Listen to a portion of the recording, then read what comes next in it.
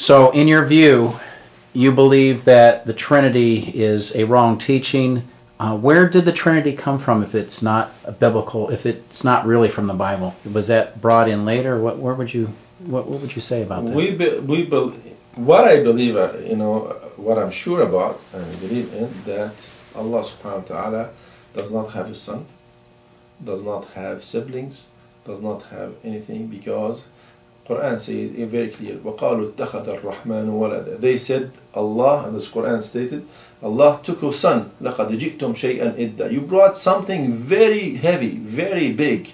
تَكَادُ السَّمَاوَاتُ يَتَفَطَّرْنَ مِنْهُ وَتَنْشَقُّ الْأَرْضُ وَتَخِرُّ الْجِبَالُ هَدًّا. From this big, thing you're saying, sky will split, and the earth will split, and the mountains will be collapsed. It's a big issue you're talking about. Big accusation is not true. So I'm sure about that, that God does not have a son. There is no Trinity. Okay, but where it came from, that's not my specialty. The concept when it came from, but what I think, or what I heard, what I believe, that the concept of Trinity came from after Jesus, peace be upon him. Probably because those who are loving Jesus a lot, they raise him to the point that he's like God or the Son of God. And there's some Muslim raised Muhammad, peace be upon him, in a certain way also. Because could be this is the reason, or could be some other reasons, like somebody else who want to destroy the religion of Christianity entered that faith and that concept to make the people go astray or divide, go away from the right path, the path of God. Devil is working, on everybody. So we believe this is not from the teaching of Jesus, peace be upon him, and this is a major sin, and it does not befit God to have a son or anything like that. Probably Paul, I don't know. I don't want to go in details in that regard because this is not my specialty. Yeah. But after Jesus, peace be upon him, it came, and the concept of the sacrifice, the concept of it's after crucifixion. All of that, a lot of things in the Christian faith built on the crucifixion and after. That means Jesus didn't say it. And if you go for the history of the Bible, and you're going to see the Bible has been written after Jesus, peace be upon him, in a lot of years.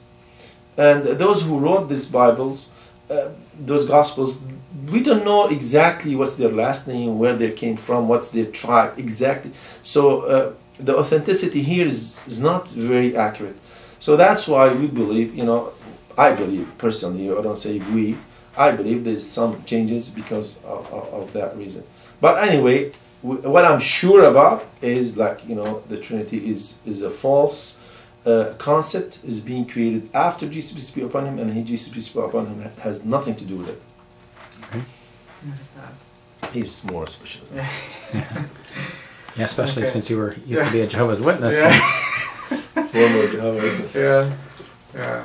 Well, especially with the Trinity. One thing that at least as far as the things that I've studied, when it comes to this, is that previous to the Gospels and even the writings of Paul, and in other words, in the Old Testament, we don't find that this doctrine of Trinity was something that was believed among the Jews. There's no reference to this at all. In fact, we have a lot of verses that say, "Hear, O Israel, the Lord your God is one Lord, and you should worship him with your whole heart, soul, and mind." And countless verses that are over and over saying, that there is no God except for one, your Lord is one, things like this. So we don't find this concept until later on. And of course, throughout the writings of Paul, you start to see where Jesus, peace be upon him, is given these type of deified titles and things like this. For example, when you look at the Old Testament, God is referred to as the first and the last. Then when you get to the New Testament, here you have Jesus also being referred to as the first and the last, and things like this.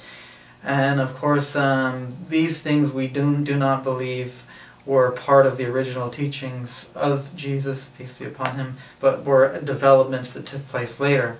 How this happened, I don't think that it was really a surprise, being the fact that Paul, of course, took his preaching mainly to the Gentiles, since the Jews, of course, rejected a lot of what he was talking about. And that's very clear. You can go to the Bible and see that.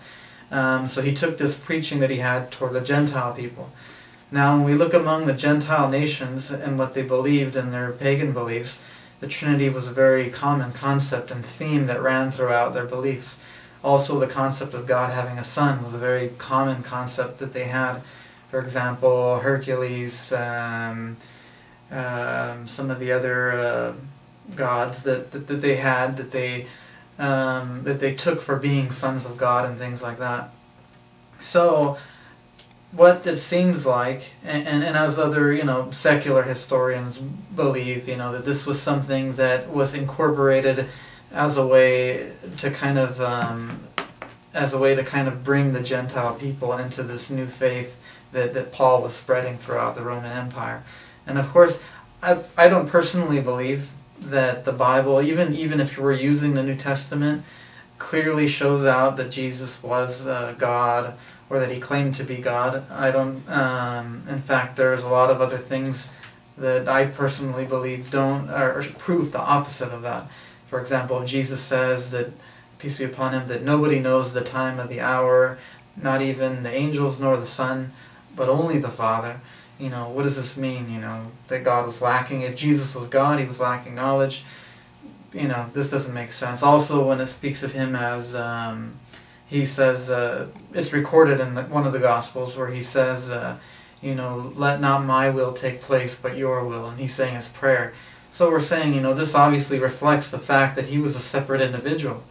If he's saying, let not my will take place, but your will, what he's saying is, whatever I want is not what should be done, it's what you want. This shows that there was a distinction between two different people here. In other words, a relationship between a servant and God, but we do believe this was basically a gradual belief that became introduced into Christian theology, and eventually, of course, it became solidified at the Council of Nicaea, as we're aware of the fact that a lot of Christians, even prior to the Council of Nicaea, did not believe in the Trinity. In fact, that was one of the main reasons that even brought the Council of Nicaea together, was the priest of Arius and things like that, which was a big, very, very big debate, as to how do you accept the divinity of Christ. Was he divine? Was he not? Was he part of God? Was he not? Did the Trinity exist or did it not?